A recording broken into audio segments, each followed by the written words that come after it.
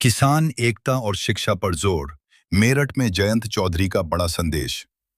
मेरठ में आयोजित एक जनसभा को संबोधित करते हुए केंद्रीय मंत्री और राष्ट्रीय लोक दल रालोद के मुखिया जयंत चौधरी ने किसानों की एकता, शिक्षा और सामाजिक सौहार्द को लेकर गंभीर और स्पष्ट संदेश दिया। उन्होंने कहा कि वरिष्ठ नेता केसी त्यागी से उनका दिल से जुड़ाव है और उनके अनुभवों से सीखने को मिलता है।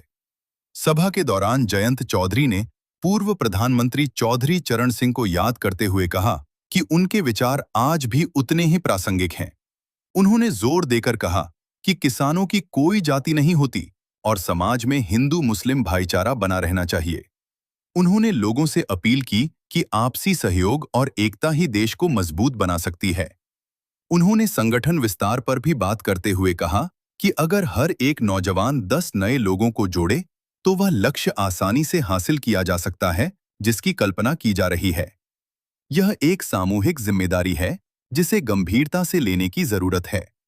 सभा में महिलाओं की कम उपस्थिति पर उन्होंने हल्का तंज कसते हुए कहा कि आज बेटियां हर क्षेत्र में बेटों से आगे निकल रही हैं।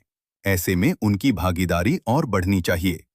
जयंत चौधरी ने उत्तर प्रदेश सरकार की योजनाओं का जिक्र करते हुए कहा कि शिक्षा को प्राथमिकता दी जा रही है और कई योजनाएं मॉडल के रूप में सामने आई हैं।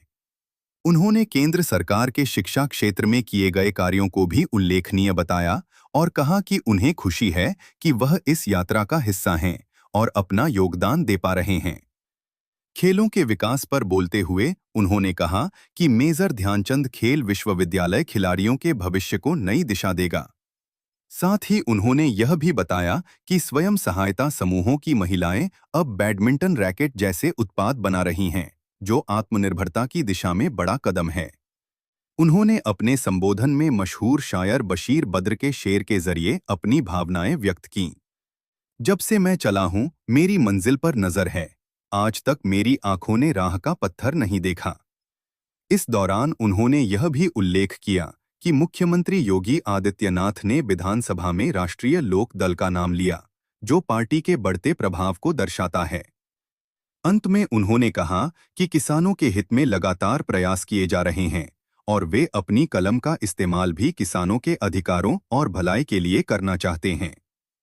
उनका पूरा संबोधन किसानों, युवाओं और समाज को एकजुट करने की दिशा में गंभीर और प्रभावशाली संदेश के रूप में देखा जा रहा है।